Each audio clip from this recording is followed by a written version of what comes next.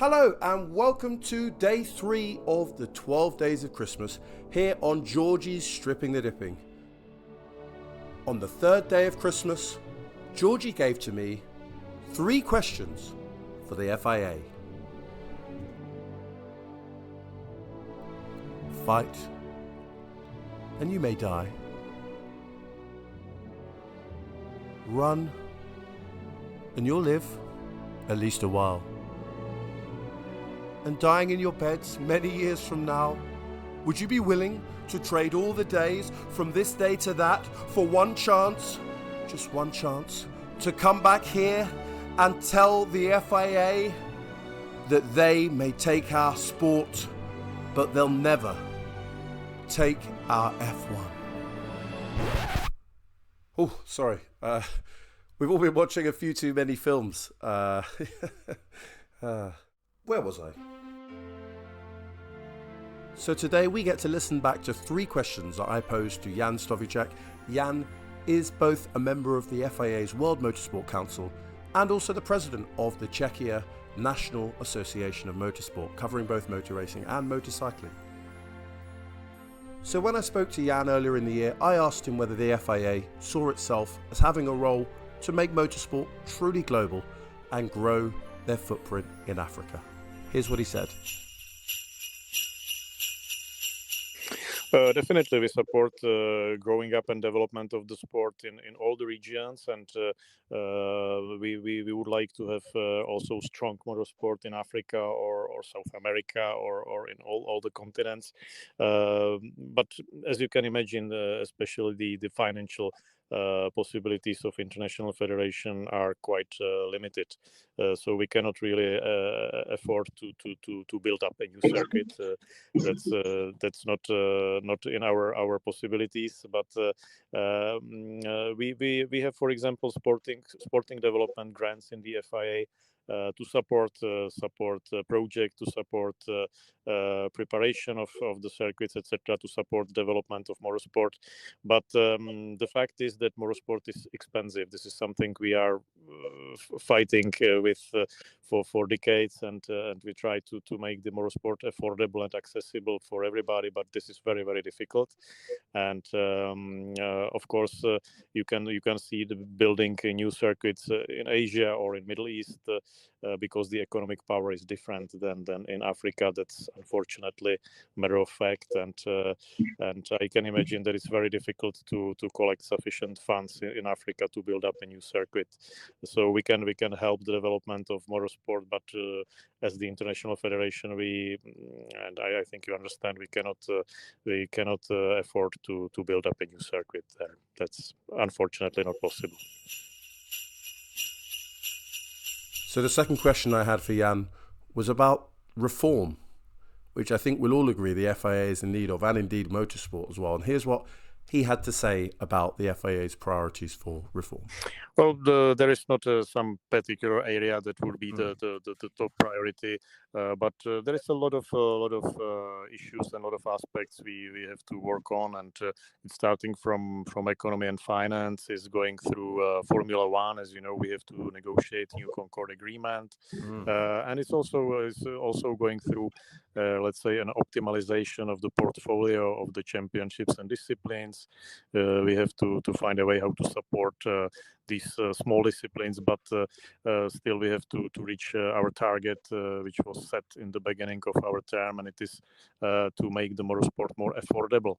There is an ambitious objective to double the motorsport participation. So we are very hardly looking the ways how to make it affordable for public, because as you know, motorsport is expensive, and we have to find a way how to sell people a cheap entry ticket to motorsport for kids, for children in karting or small off-road buggies, whatever. So and of course sustainability. Then that's another aspect. A lot of challenges we have to work on, I think. And you mentioned sustainability there. What's the FIA's approach to improving sustainability of motorsport globally? I think it's a complex approach. It's including also the logistics, as you say, but it's not only in Formula One and or Formula E. But if you take WRC with hybrid cars, for example, and sustainable fuel, we have, for example, the Rallycross World Championship with fully electric engines. We have.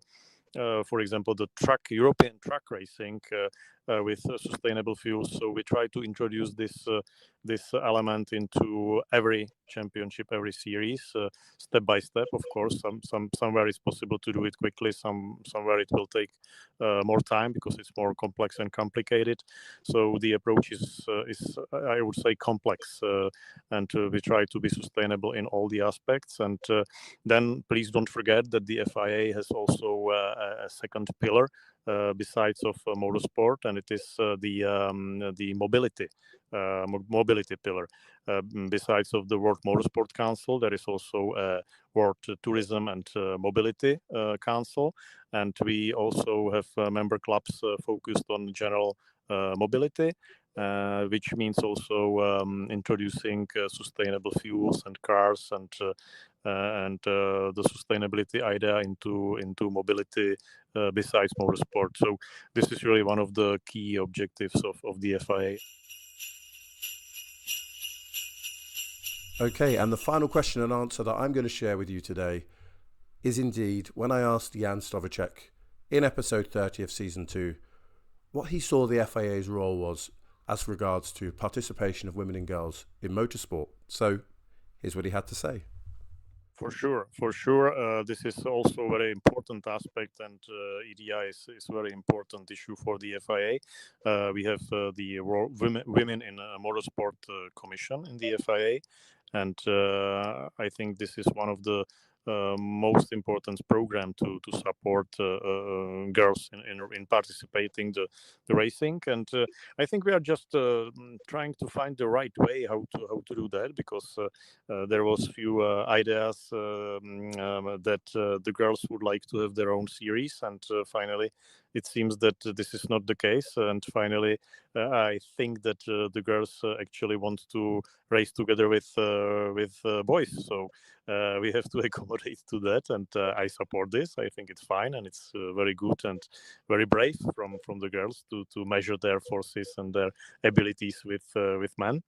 And we have a lot of grants and programs to support girls, and we are trying to find new opportunities. And we try to start with supporting the young girls in the children categories in karting or in off-road disciplines, because we believe it's necessary to start in early age.